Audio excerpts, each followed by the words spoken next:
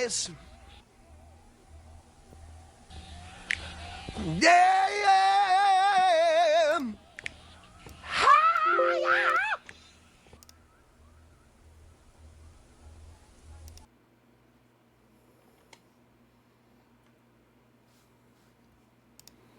Yo, what's up? Hey, sorry. We got David Lee Roth live in studio today. David, how are you doing, man? It's great to see you. So glad to have you I here. live my life like there's no tomorrow. And Cool, man. That's awesome. And so I thought, it'd be really cool to have you in studio here to discuss Late Night with the Devil.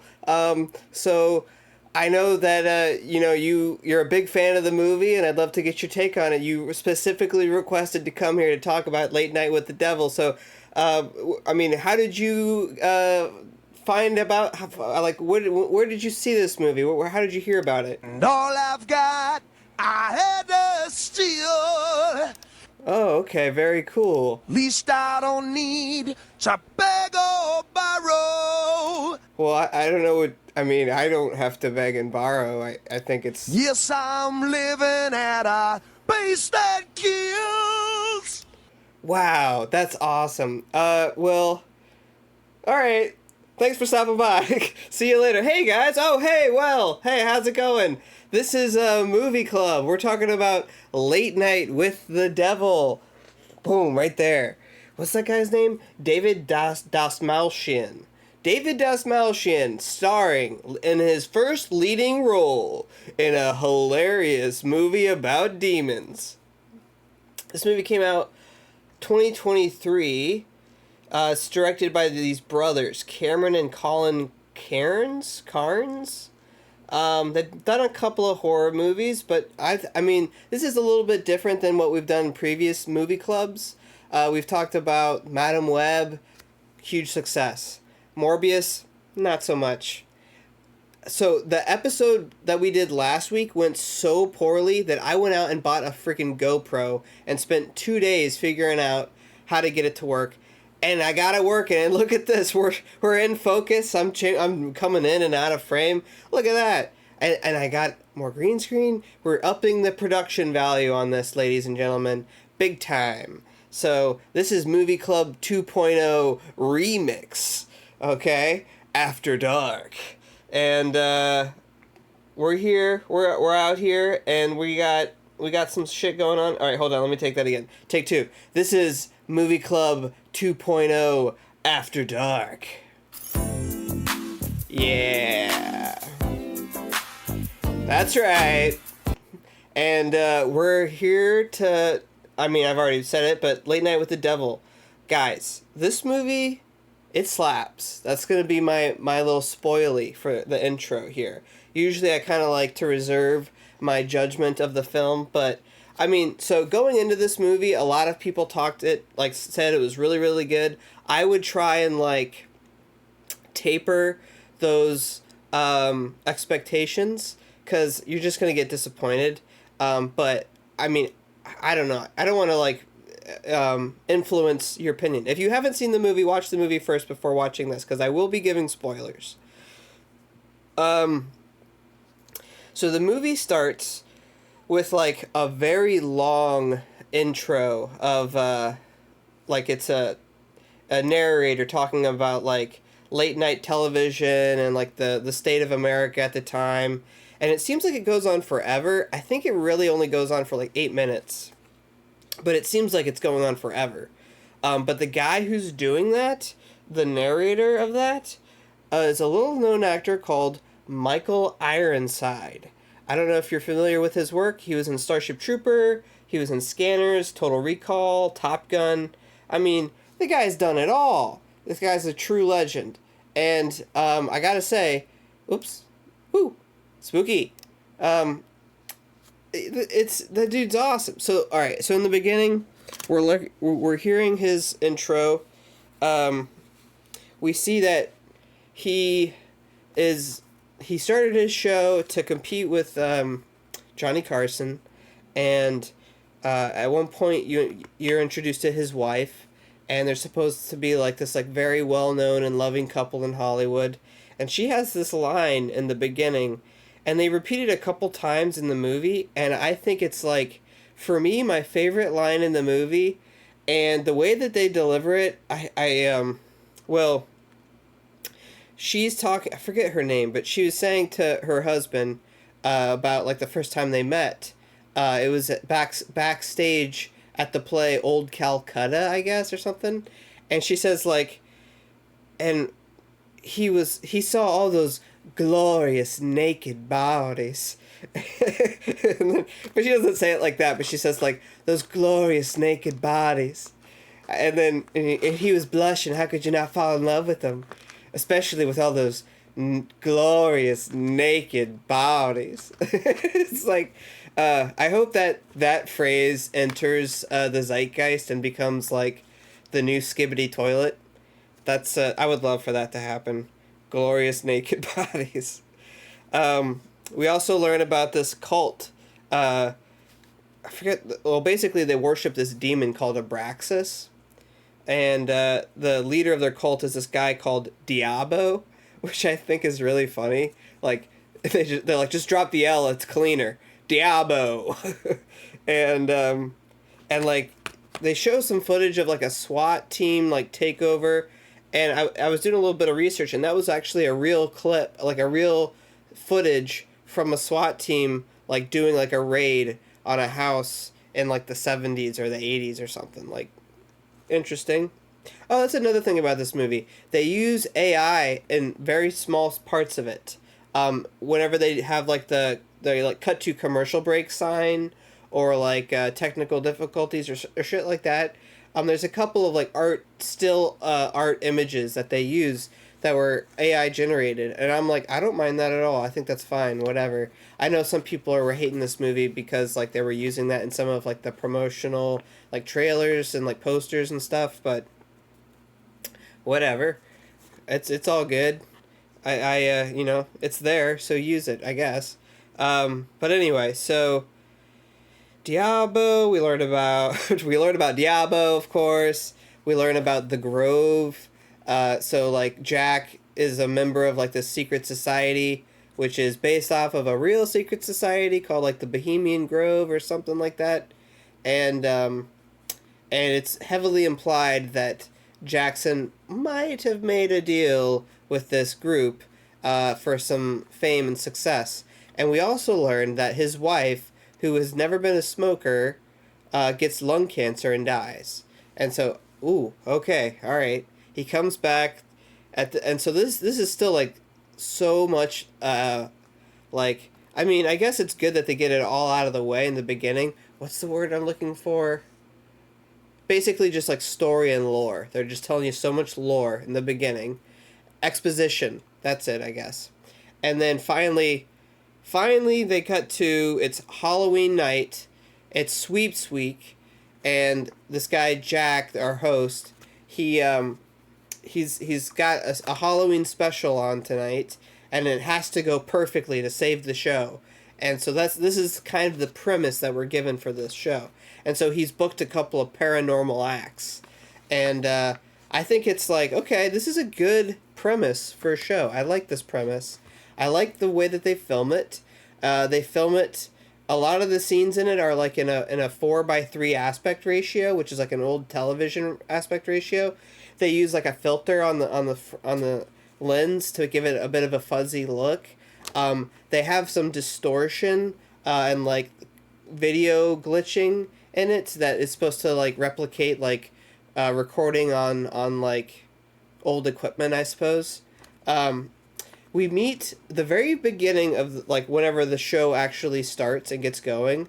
We meet arguably my favorite character, maybe my second favorite character, and that is the band director named Gus.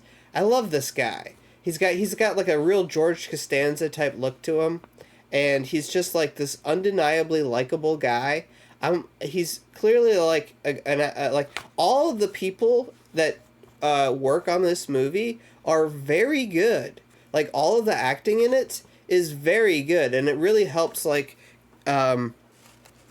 just like allow you to immerse yourself and to be like, oh yeah, no, this is like, I mean, I am I am allowing myself to believe that this is, a late night show, and it's effective in that way. And I will say another thing is, I really like these, like WandaVision did it too, where basically it's like using current day film methods and technology and acting and actors to replicate old television and old movies. Um, I mean, they're already basically just copying old plots anyway. So just replicate, like, give me a show that looks exactly like I Love Lucy, but just with like modern actors and like better writing, and I would love it. The first and second episode of WandaVision, I really liked so much, and I was bummed that like every episode they were leaving that genre, because I was like, no, we need to make this stuff is good. Why don't we make it anymore? And that's kind of how I felt with this show, where I'm like, if this never turned into a horror movie and it was just watching these people do a late night show, I think I would enjoy it just fine. I think I could get through it and be like, yeah, that was pretty good. Like, it's refreshing. I don't know. That's my hot take in this movie, is like, just make the real thing. Just make this show. Make a spinoff where it's just these, like, why not? But anyway, so we meet. So Gus is the first guy we meet. Our host Jack does like this like thing, whatever, surprises him, and then where they basically, I'm just gonna kind of cut around the movie at this point, but they bring out the first act, which is this guy named Christu, and I don't want to make fun of a guy for the way he looks, but that dude has the weirdest shaped head I have ever seen, and here I'll show you, obviously, it's not fun to make fun of people's appearance. It's not nice, but this guy, his head looks like Megamind or something. Oh, I can't find him. Oh well. This dude's got like a Megamind head. And he's perfect for a psychic. Oh, here he is. Of course, right there. I'm trying to find a good one of him. Oh, God. These fucking ads on IMDb are killing me. Alright. Please don't do... Please let me... Please. Alright, here we are. Okay. Yeah, it's pretty good. It's pretty good. Alright, how do I do... Alright, here. Look at this dude's Megamind ass head. Freaking Megamind ass. Anyway, I'm sure he's a nice guy. He's a very successful Australian actor, apparently. Fayazal Bazi. He's very successful in Australia. Did not realize he had an Australian accent. He hides it well. And so, anyway, we meet him as Christu, and he is like a medium who like talks to dead people. And at this point in the movie, the first time I started watching the movie, I started to kind of be like, oh no, like I don't want to watch this. I hate this. And that's just like watching like people that are scammers, like trick people and like preying on like the gullible people to be like. And so his first honestly, Christu, his whole scene, his like this segment for Christu is basically not a metaphor, but like very similar to the outline or how the actual entire movie works, where in the beginning his first act is very easy to see through, and it's like, oh, there's nothing supernatural going on here. This is clearly just goofy, silly 70s television. This guy, he's guessing, like, he's like, Peterson, Peterman. And then it's like, he gets it totally wrong. He gets totally embarrassed and basically, like, exposed as a fraud. And so then the second act, his second part of his act is a little bit more believable. He sees these two people and he really connects with them, and he's telling them about their dead son or brother, and he's going into detail, and like, and he really has got them like convinced that this is all real. And so then, and so at that point, it's like, okay, that's pretty good. You know, I still don't think it's supernatural, but you know, you're watching it and you're like, oh, this guy is actually kind of good at what he does, maybe. And so then, and then, shit gets crazy. He goes like this. His eyes get all crazy. Look at that shit. His big ass mega mind head going, "Ah, Deborah!" Ah. He goes full Ray Romano, and he's like, "Ah!" No. That'd be cool if that actually happened. No, he's like, there's a spirit that needs to find somebody, yada yada yada. He's like, it's very powerful. Who's here? Somebody accept the spirit, and nobody does. And he just starts throwing up like black liquid everywhere, and then they cut to commercial. Shit's crazy. That's the first part. So like that's the end of his act where shit gets really crazy, and that's basically the plot line of the whole movie. Is the beginning's super gimmicky and goofy. The middle, it starts to pick up some speed, and but it's still like in the realm of like a normal show or whatever. And then at the end, you're like, holy fuck, what the fuck is going on? So cut to commercial. They're in commercial, they're in like a black and white. It's a different like form of filming. It's like a behind the scenes type camera. And you're seeing people, and like I think like Gus is making it clear. He's like, "Hey man, this is not right. Like something's up," and we learn that Christou actually dies. I don't know if that happens now or later on in the movie, but we learn that Christou leaves. Well, actually no, that doesn't happen yet, because when they come back from commercial break, that's when we meet Carmichael, who's played by, who's this guy? Ian Bliss is his name. Ian Bliss. And this guy, I think he might be my favorite character in the whole movie. I have it in the trivia here. Let me see if I can find it really quick. But he accepted the movie. He had a different role in the movie up until like 4 weeks. Yeah, here we go. Holy shit. Okay. Ian Bliss, who played Carmichael Haig, was originally hired to play another character after he was originally hired to be a cast reader. Wow, so I don't think he was even going to be in it, maybe. Okay, so he was originally hired to be a cast reader who got the role of a smaller role, and then 4 days before the movie was to begin filming, the actor who played Carmichael Haig pulled out. So Bliss had 4 days to prepare for the role. That's insane. 4 days. And the dude is like so good in it. You would recognize him maybe from like The Matrix Reloaded and Matrix Revolutions. He was the dude that Agent Smith basically possessed, like the human guy, and who like was evil and like tried to kill Neo, etc. But yeah, dude, that guy's really good, and he's playing essentially a real person. He's playing James Randi, who I'm going to show you actually. This is going to be a little break in the show, a little segment. It's about 6 minutes long. And I wanted to just show you guys. This is James Randi exposing a psychic on a late night show. So this is very similar to like a real life version as to what this movie, what this movie, Late Night with the Devil, is sort of like emulating.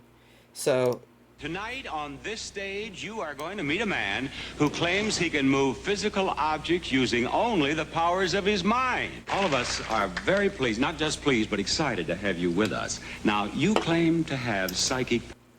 It's hard to tell. This is a white dude from Kentucky right here, just so you know.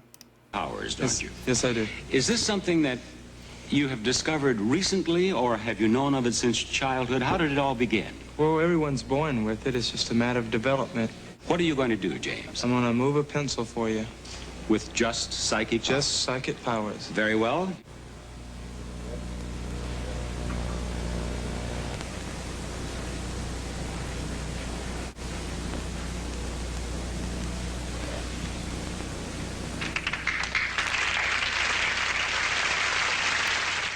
is it true that you can... So he basically put a pencil on the very edge of a table to where it was balancing by like just almost nothing, like just barely the center of gravity, just like holding it up.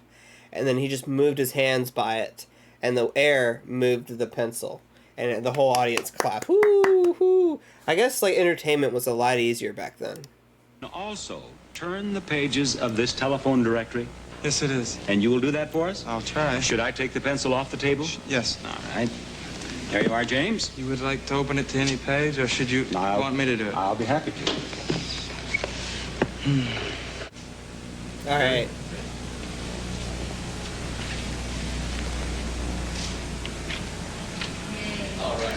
That was pretty good. I mean, you gotta hand it to the guy. That is impressive. I think he was like, holy shit, that went so much better than I possibly could have hoped. Let's watch that again. Instant replay.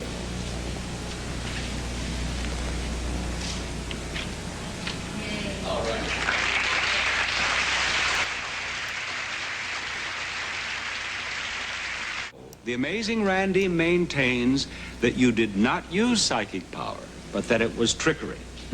And he is prepared to pay you $10,000 if you can do it using psychic power. Here he is, the amazing Randy. So this is a guy, the amazing Randy.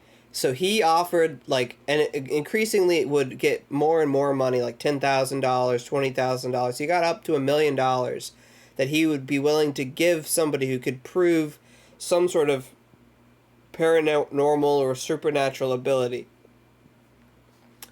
Prove that, like, you know, any kind of like psychic powers are real, basically. And nobody ever won it. Nobody ever accepted the check. And but he himself is a very established magician, very talented and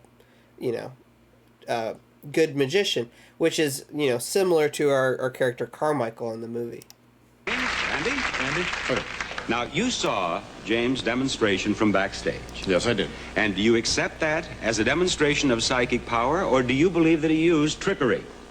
I don't accept it as a demonstration of psychic power, Bob. I think that the solution is rather simple.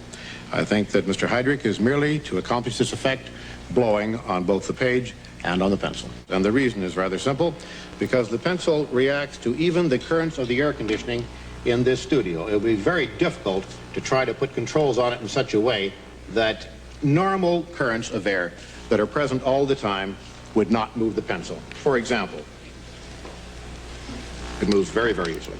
Wow, look at that. He just fucking dunked on that dude. He even did like better hand movement than that guy.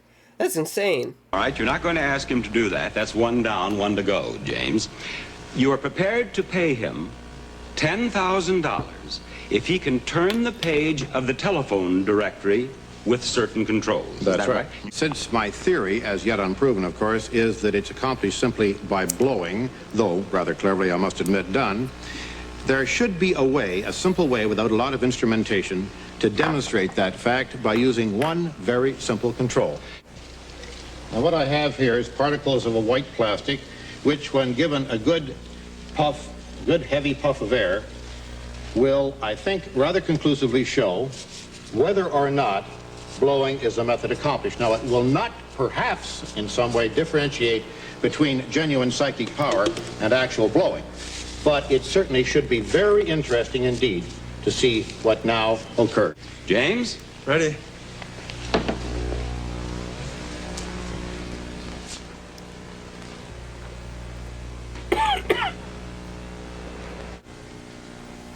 He just kind of stands by it for like, I don't know, 11 minutes or something.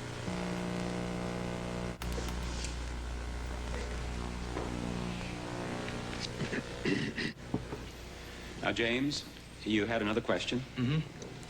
What would you like to Okay. ask?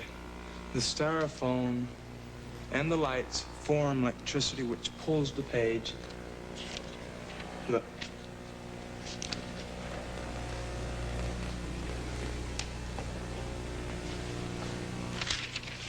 It pulls the page down. Like, he's got to be sweating so hard right now. Like, come on. Like, look, do something. Instead of freeing the pages. I'll just lift Honestly, I think he could just do it himself and just be like, I'm sorry, Mike. Like, just do it like how you did it before. Blow some styrofoam. It would look better than what you're doing right now. up. 1, 2. Lift them in a bunch if you would, Bob. Just take about 1/4 of an inch of them. All right, there, like that. That's fine. Gently, place them down gently so it doesn't disturb the foam. I know, I thought you Oh, the wanted other to place way? them- Yeah, the other way. That's what I thought you meant. Would that Sure. be helpful to you? The static is going to still be here because of the foam. See, that's what Well, I'm it is saying. the opinion of the judges that there is not enough static formed by the foam to be a problem. So, under the conditions agreed upon, it would seem that now you should at least try with psychic power to turn the page of the telephone directory, James. Okay.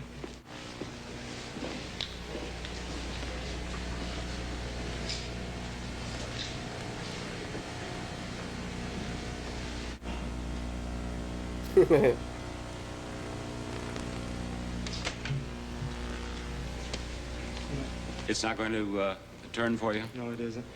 This isn't a magician's trick. I can't just come up, bang, bang, and it's over.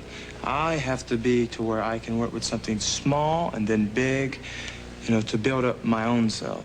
James has not won the $10,000 with this demonstration.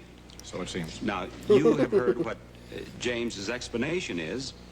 Do you have any comment to make on that? Bob, the comment very briefly is that I have gone through many hundreds of these tests with many hundreds of people who claim to have psychic powers. Anyway, that's it. And James Randi's a real guy. Check him out. I watched a documentary on him once. He's a fascinating guy. I don't want to ruin it because his story is pretty amazing. I highly recommend people check out James Randi, and I think he does what he does is a universal good, which is essentially like stopping scammers. People like, especially back then, there was a lot of people who made money just by tricking people to think that they had supernatural abilities and powers. And like, they were very successful and prevalent. Remember Madame Cleo? It's all in the cards, child. Remember, like, she would, like, you could call in her, it was like a psychic phone number that you could call or something. Yeah. I mean, they've been around forever. And, so, anyway, James Randi, great guy, check him out. So, at this point, it comes back from commercial break. You got Carmichael and Christou there. Carmichael is starting to grill Christou. Crystal's not liking it. Yo! Oh, no worries, dude. No worries. Oh, man. Hey, work takes precedence. I hope you're getting good sleep, man. We've been staying up having too much fun, man. I tell ya. Everybody, this is Vordas. Welcome, Vordas. Dude, we're just talking about Late Night with the Devil. We're only like 1/3 of the way through it, so you didn't miss much. But the intro to this episode, you might want to go back and watch it. It was pretty good. Oh, really? Oh, dude, that's awesome. Oh, man. Dude, all right, well, then we're going to have a good time, man. So anyway. Oh, dude, that's freaking badass, man. Man, that's so cool. I wish I got, you know what? Yeah, this is one, it's going pretty good so far. I think I'm going to try and upload it to YouTube. I think Morbius I'm not even going to bother with. It's like going to be a lost episode that never happened. But this one, it's going pretty good so far. But anyway, so I'll catch you up to speed. We'll kind of do a quick recap. Late Night with the Devil, it's about a host. He's got a show that is on Halloween night on 1977, and he's bringing out like a bunch of psychics and like people to get good ratings. And another thing, a part of the story is that our character, his name's Jack. Jack Dorsey, I think. Essentially, he belonged to like this like group that worshipped like a bird god, and his wife got sick and died of lung cancer, but she never smoked cigarettes. You learn all of that in like an 8-minute long exposition dump, like just narrator just telling you all this stuff in the very beginning. There's like a lot of like build up in the beginning.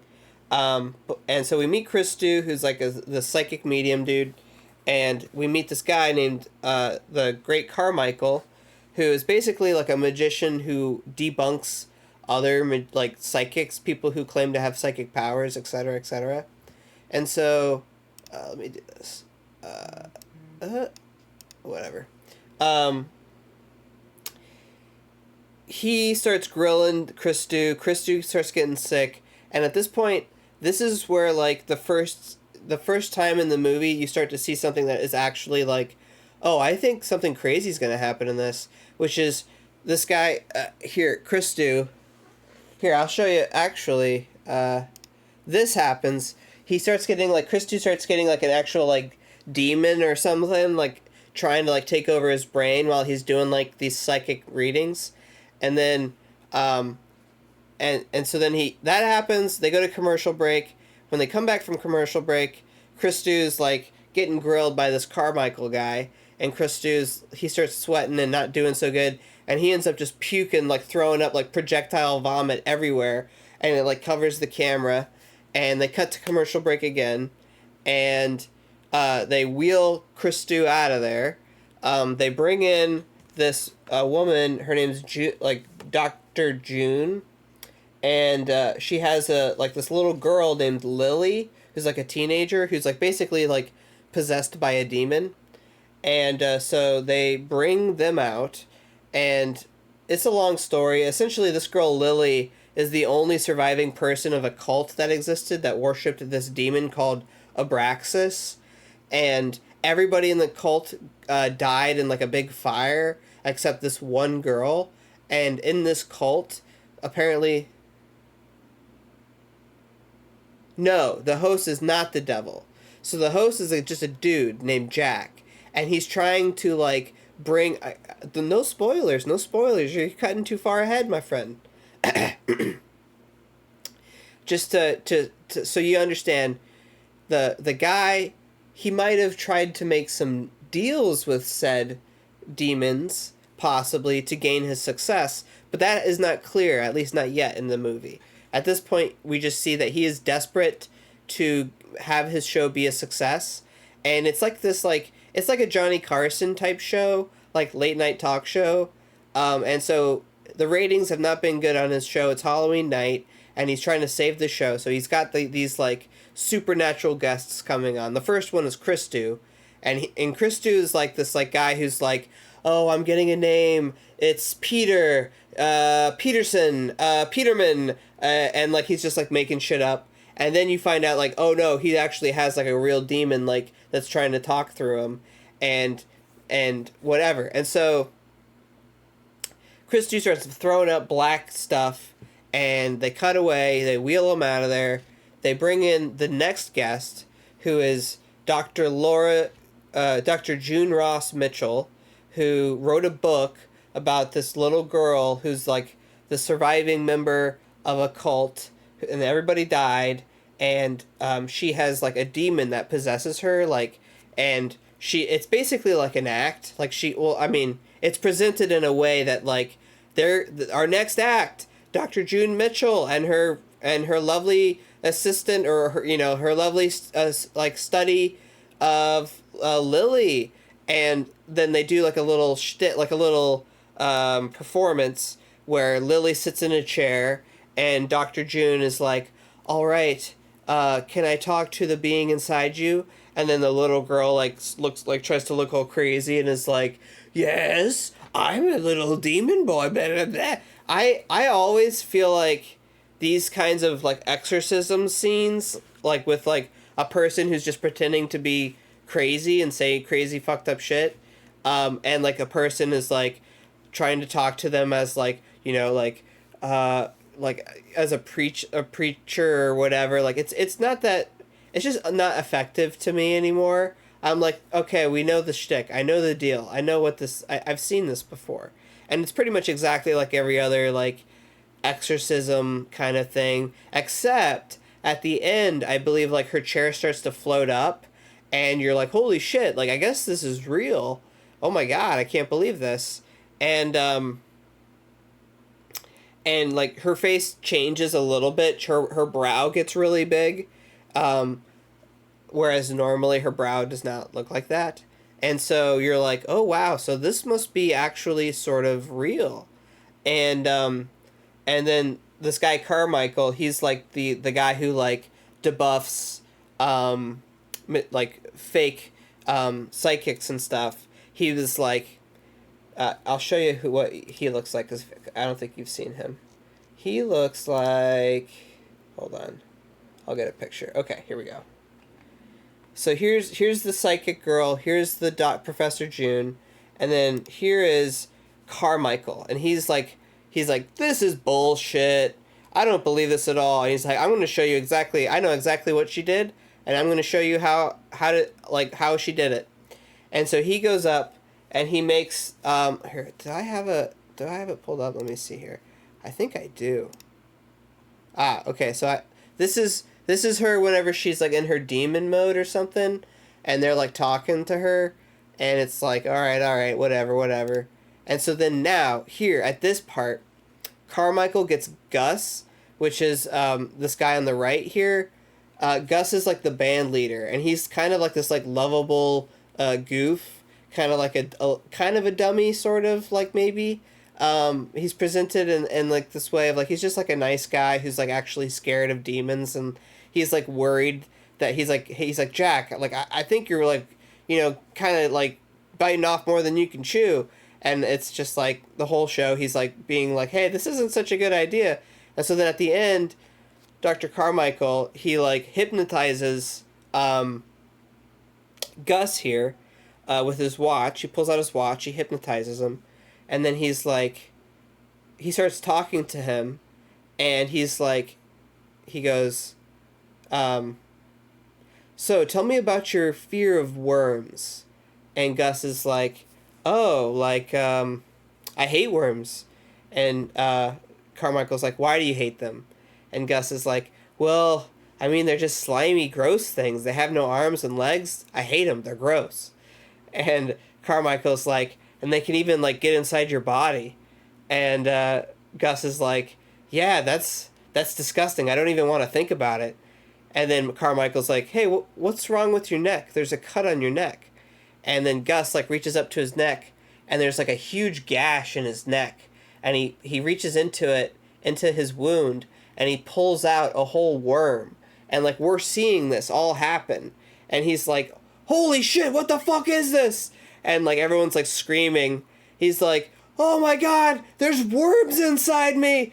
And so then Gus, like, rips open his shirt, and he's just like, I can feel them inside me! And he, like, starts, like, he grabs his stomach, and he just rips it open, and then just, like, worms just start coming out of his stomach, and then, like, a worm starts popping out of his eyeball, and like, Carmichael's like, holy shit! Oh my god! And he's like, this isn't supposed to happen!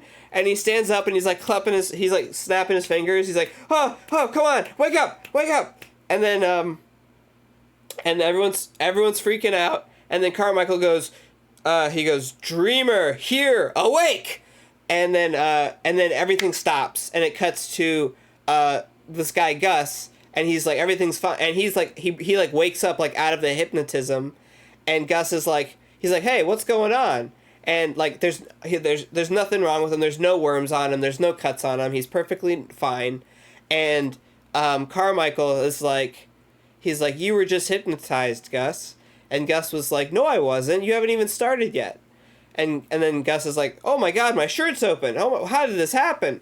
And so then the host of the show, Jack, is like, what the fuck was that? Yeah, he's like, what the fuck just happened? And so Gus explains, he's like, I not only hypnotized Gus, but I hypnotized the entire room. Everybody in this room, it's called group hypnotism. And he's like, and I am a master of it. And that is exactly what Dr. June and Lily have done. They had group hypnotized everybody else here to make them think that they actually saw what they didn't actually see. And Jack is like, that's insane. And so he's like, play back the tape. And so they go back and they play the actual footage that they were recording. And it's the same scene exactly again, but instead, Carmichael is just explaining to Gus what is happening. So Carmichael is saying, he's like, something horrible is about to happen. You look down and you see worms coming out of you, and it scares you. And he's just like narrating everything that we just saw. And so it just proves like, oh my God, even us, the viewing audience, were hypnotized, and we saw what Gus saw. And so it was like, oh my God, that's actually pretty clever. That was pretty good. And so then the little girl Lilith is like, why don't you go back and show the footage of what we did if you think that what we did was fake? And so Carmichael's like, that's a great idea. I'd love for you guys to play back that footage. So they go back and they play back the footage of these two, and it's exactly what we saw. We see the chair floating, we see the girl with the big brow. I mean, it's nowhere even close to what we saw with Carmichael and Gus and the worms. It's like very tame in comparison, even to the point of like, I'm like, this isn't that impressive. But they're like, holy shit, it's real. Oh my God. And Carmichael's like, yeah, I think I'd like to have studied the footage, actually. I think this might have been doctored. He's like, I don't trust this footage or whatever. And so then the girl Lilith here, she's like, why don't we do it again and we can prove to them that it's true. We can do it again and prove that it's real. Oh, another thing that I missed is after they show the footage of the little girl doing her routine, Jack, the host, is like, wait a minute, pause it, I just saw something. And so then they like go through the film scene by scene, and then they get to this part where he sees the wife of his dead ghost standing right behind him in one of the scenes of like the show. And then the camera cuts to him, and he was like, holy shit. And in that scene, it's only like a half a second, you see his wife's ghost hand on his shoulder. And it's just like, holy shit. Like, I didn't notice it the first time that I saw the movie. And then I saw, like, someone mention it or something, and so I went back and watched it. And there are actually several scenes in the movie where his ghost wife is in like, either a mirror or, like, in the background of a shot. Or, like, there's, like, she's, like, kind of hidden several times throughout the movie. And it's creepy as hell because you don't see it. You totally miss it. And so, that scares the shit out of him, obviously. And he's like, holy shit, like, cut to commercial break or whatever. And when they come back, they are gonna, like, this is where I kind of, okay. Oh, another thing that's funny, too. So right around the same time of the movie, in the very beginning of this movie, when they're saying, like, and welcoming, like, Dr. June and her guest, Lily, and Carmichael the Magnificent. They also say, like, Miss Cleo James to sing some jazz music. And in the very beginning, in a behind the scenes footage, you hear the host Jack say, like, we can't push Miss Cleo James, like, we can't, like, skip her again. We book her every week, and we always push her, like, till next week. And it's like, we can't do this again. And so then at this point in the movie, whenever, like, he sees his wife's ghost and shit, he's like, well, I guess next we have Miss Cleo James coming up. But she'll have to come back next week because the people really want to see if this is real. So it's like, they push her off again. It's like, not, to me it was very funny. I was like, that's so good. But anyway, so, oh, okay, so at this point, when they show the footage of his wife, and Jack starts freaking out. He's like, holy shit. The girl, Carmichael stands up and he starts shouting that, like, Jack, you're behind all of this. You doctored the footage. you gave, you provided all of these people, like, all of this shit. You're faking all of this. You're in on it. And he's, like, really accusing him. And when he starts doing this, Lily, our little girl here, she starts, like, shaking and, like, convulsing. And, like, clearly, like, the demon is taking her over. And you see, like, a lot of lightning and shit start happening. And at this point in the movie, shit starts getting real crazy. And this is actually where the movie goes from, like, okay, this is a nice, interesting ride, to, like, holy fucking shit, what the fuck is that?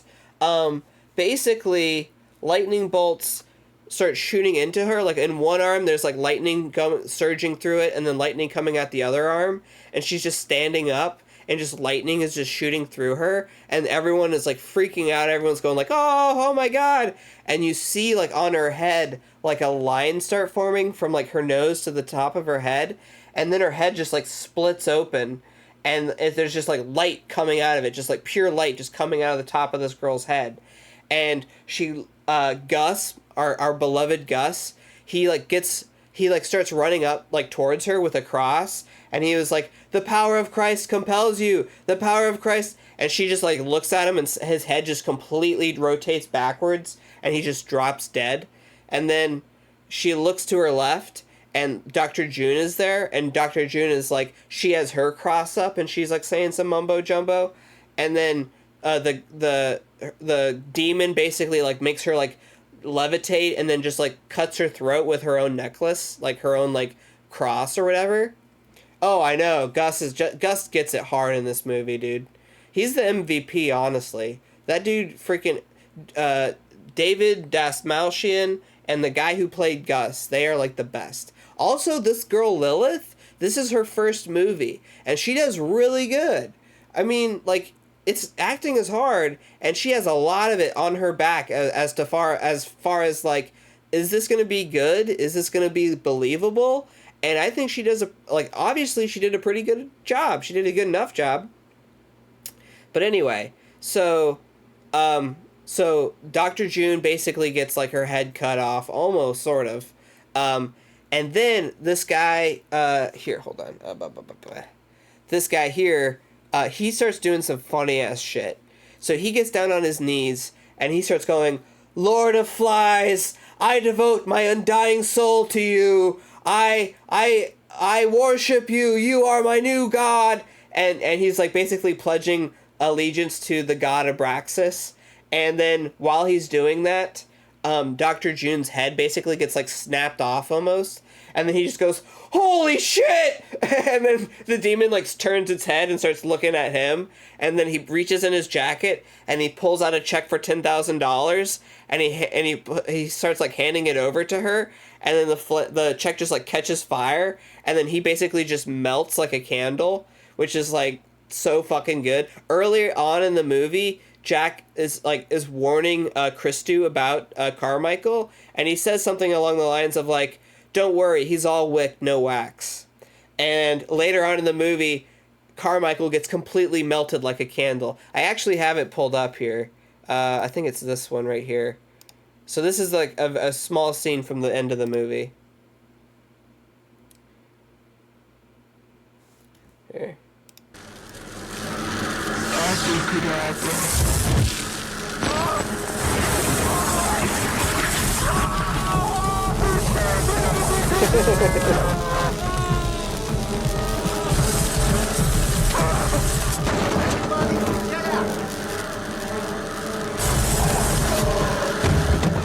Yeah, it's crazy. It gets real nuts at the end there, man.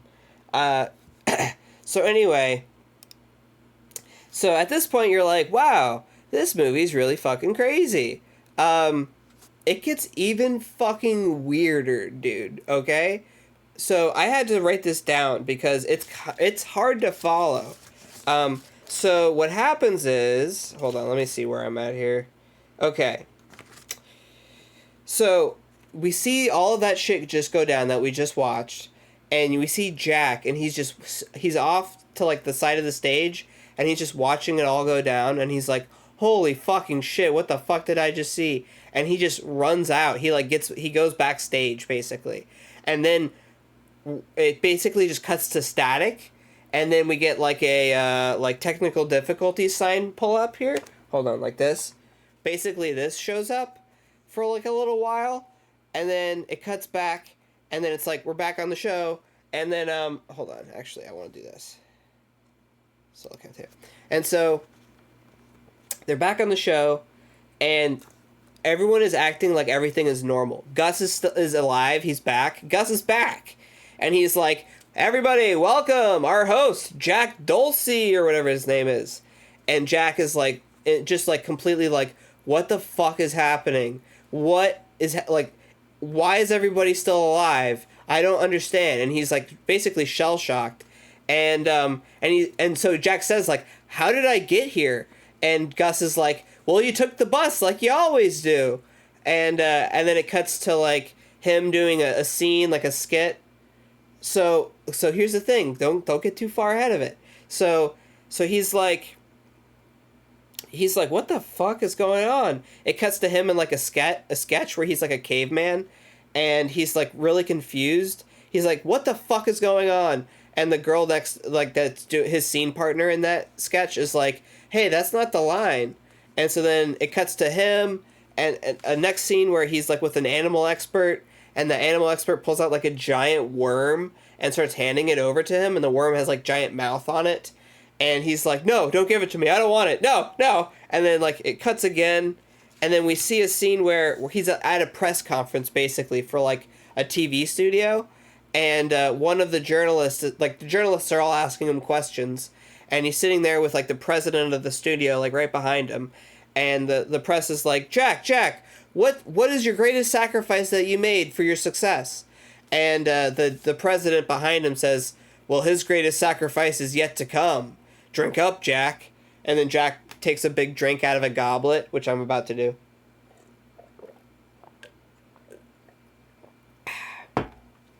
He hydrates. And then, after he takes a sip... Oh, I got it on my shirt. I'm a messy boy. I'm a messy bitch who loves drama. Sue me. So, after he takes a drink, some people, like, dressed up in, like, owl costumes come up.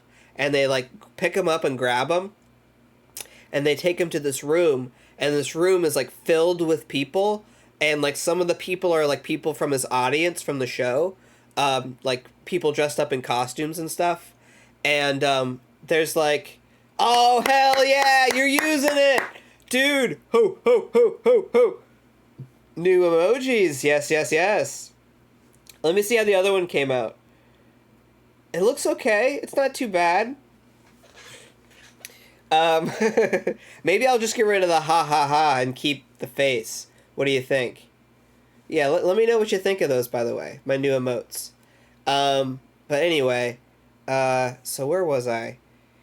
So he's basically at this, like, he's in a room where they're about to perform like a big like demonic like ceremony, and there's like a giant owl, and like they kneel him in front of the owl, and I think they make him take like another drink of the goblet, which I shall do right now. And so then a door opens, and it's a hospital room, and his dying wife is in the hospital bed, and he goes over to her, and he starts talking to his wife, who had already died years ago, but now it's like he's in the hospital room with her, and she's dead. She's in life support, and you basically understand at this point that he made a deal with like a demon to get success in exchange for his wife getting cancer and dying. And like he says to her, he's like, it wasn't supposed to be like this, you know. He's like, I didn't know like that this would happen. And so then she says to him, she's like, you know what to do, Jack. You know what to do. You know what you have to do. And he's like, no, I don't want to. And she's like, do it. You have to do it. And so then he like reaches behind himself, and there's like this like sacrificial knife, like a dagger, and he just stabs his wife like in the chest, like in the stomach, and it shows like a close up of him doing that, and then he basically wakes up, and he's on his film on set of his show, and he had stabbed the little girl in the chest, and she was dead in the chair. The one who was possessed as the demon or whatever, and she's like not a demon anymore. She's like a normal girl now, and so like you think like, holy shit, he just killed that little girl, and then the camera pans out, and all of the people who had died from the little girl when she was a demon, they are all still dead. So like that dude is melted, Gus's head is snapped backwards, that lady's head is like almost cut off, and like everybody's dead. Except the little girl is like not a demon, or maybe like like maybe she like had stopped being a demon, and then our guy killed her. Like it's not clear at all. It's very confusing. It is kind of like a dream. And so then the very last line in the movie is our host Jack saying like, oh hold on, I have a scene here. Boop. So this is whenever, like, he was, like, on his show and everything was creepy. He's, like, screaming at the camera, like, stop watching this! Stop! Turn your TVs off! Or whatever. And so at the very end, the last scene is, like, him on stage with all of these dead bodies around him. The cameras are rolling on him. And he's just going, Dreamer, here, awake. Like, trying to say the thing that Carmichael said to wake everybody up from the hypnotism. So it's like Jack trying to wake himself up from the hypnotism. So he's going, Dreamer, here, awake. Dreamer, here, awake. And then the camera's cut out. And then it says basically like, here I wrote it down. What does it say? So it is done, is what it says at the end. And that's the end of the movie. Yep, that's all, folks. Anyway, Vordas, thanks for watching. Blue Pip, thank you so much, sir. Local Cleaner, King Rabble, Meadow, everybody, you guys rock. Thank you so much. And I will be back next week. And also, I have a couple of new games I haven't been able to try, but I really want to. So maybe sometime this week, if I have time and energy, I'm going to play some new games that you guys haven't seen yet. So excited.